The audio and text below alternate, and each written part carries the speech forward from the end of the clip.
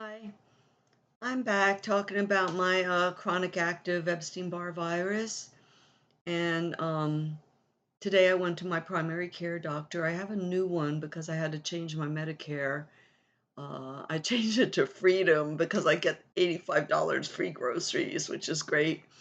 And anyway, so I went to my new primary care second appointment after I did lab work. And yeah, my numbers, Epstein-Barr is way up like they have been.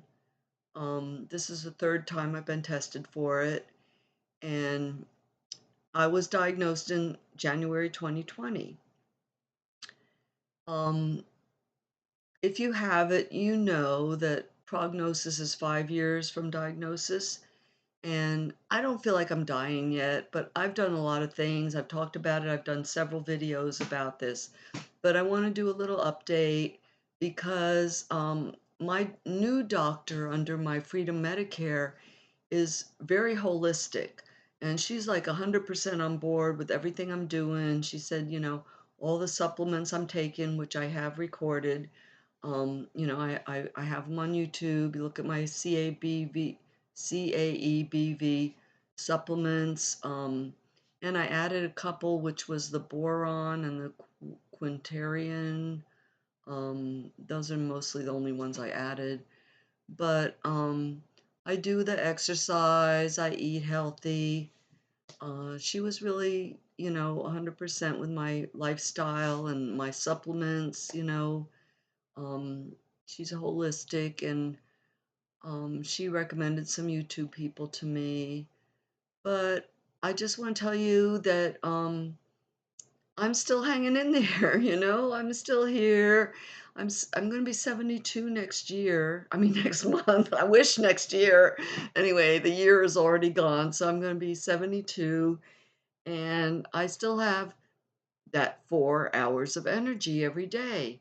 Not much more than that, I mean, I do everything I can in the morning because after that I just fade out and I have my little happy hour, 4 or 5 o'clock.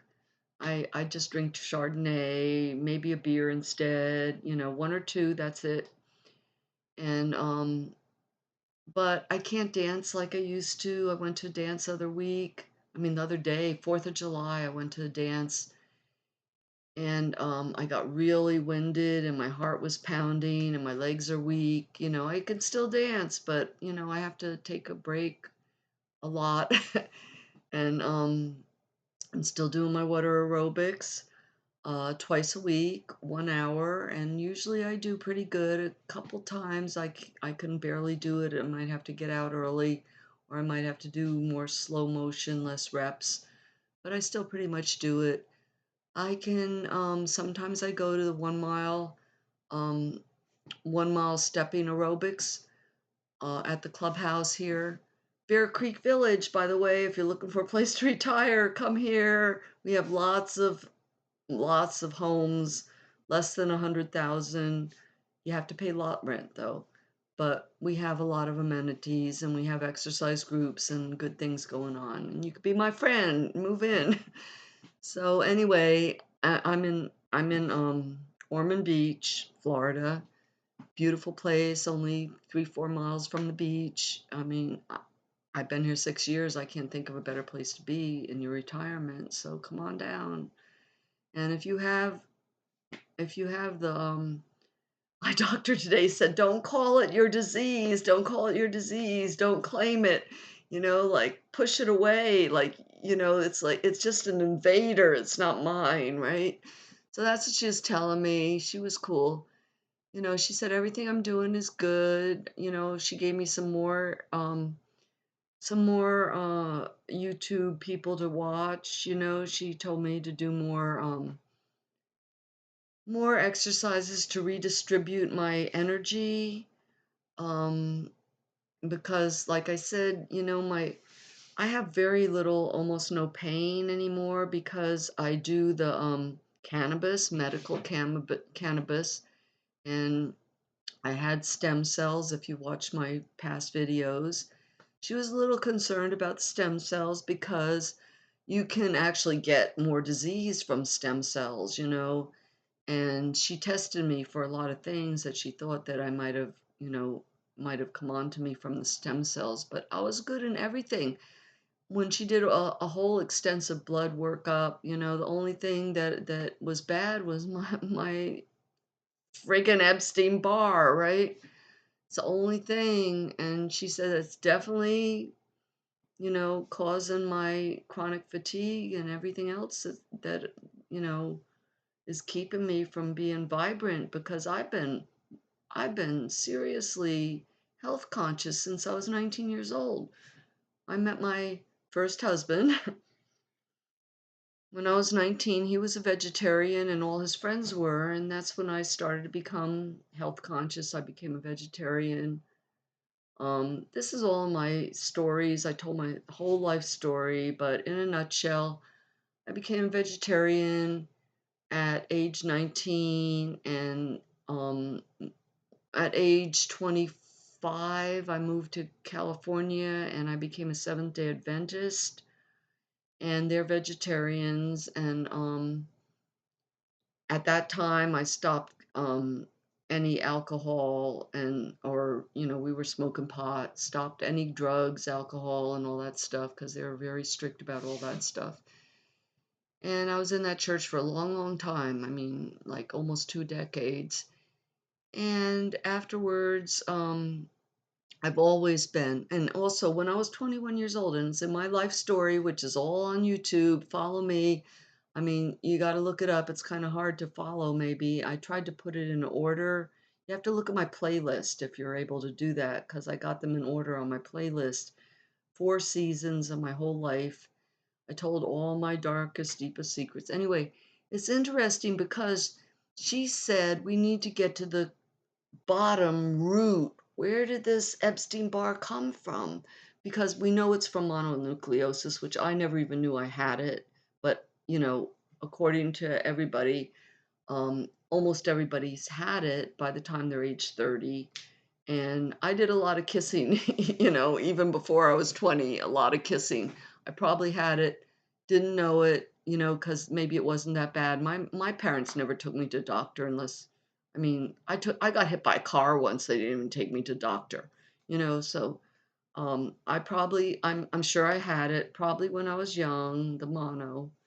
Didn't even know it. Maybe it wasn't extreme. Most people, when they get it, they think it's a flu. Some doctors misdiagnose as strep because you can't know it's mono from a swab.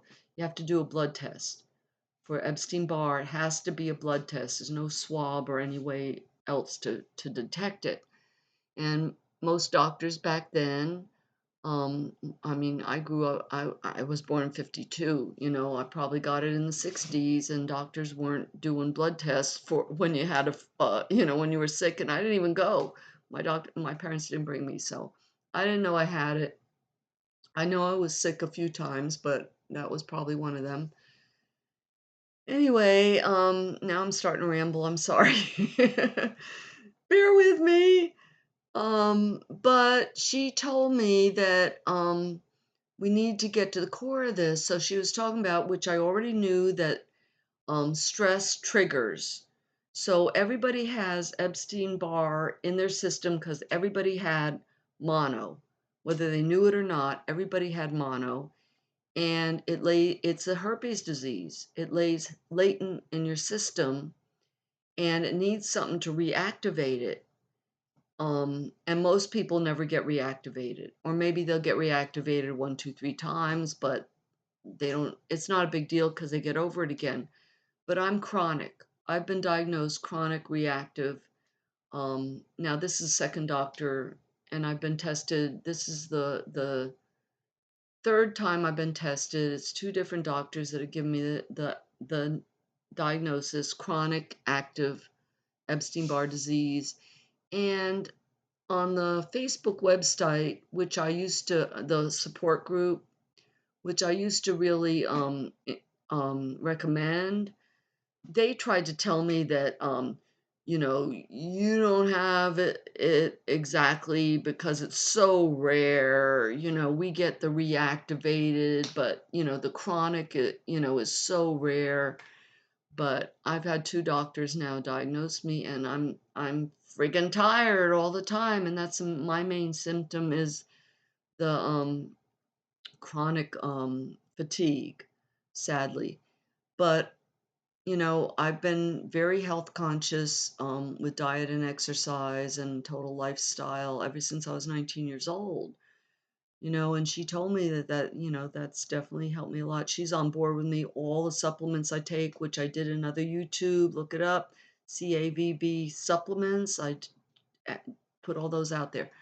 So, she told me we got to get to this core, and please excuse me if it sounds like I'm rambling. I'm just an ordinary person. I don't plan all this, I just went to the doctor today. I wanted to share this. Maybe it could help somebody. So she said that we want to get to the core because it's usually stress which makes it reactivate, right? So I said, oh, yeah, I've had plenty of that. So she's asking me a lot of questions about stress and stuff. And she told me I have PTSD, which nobody ever told me that before. If you've been following me, which not too many have, please do. But I documented my whole life on YouTube because my daughter became a psychoanalyst and she encouraged me to do this. She, mentioned to me something like, I hope I'm getting it right, but there are like 10 major traumas in a person's life, and I've been through 8 of them. And unfortunately, my kids have been through most of them with me. Maybe why she became a psychoanalyst. Um, and all 3 of them, have their own issues, and maybe it's because of mine. We went through a lot.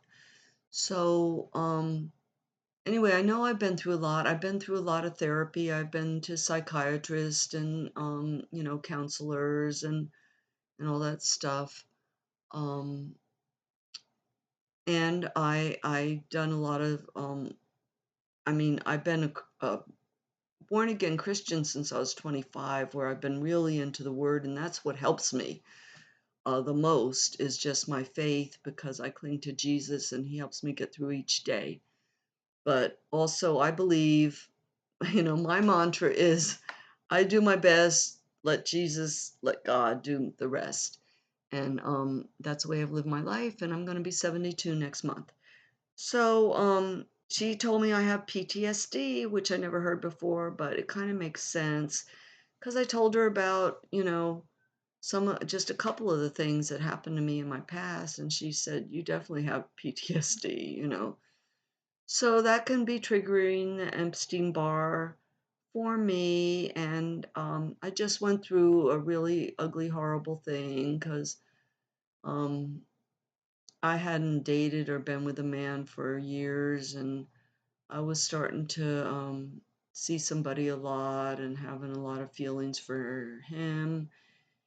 And um, even though I tried to explain to him, you know, about the Epstein Barr and that I have been through a lot, and that's why I put it on YouTube because it was worth maybe trying to help other people. My daughter encouraged me and said, it was good for me. It's good therapy for me, but also hopefully it can help other people that might be going through something similar.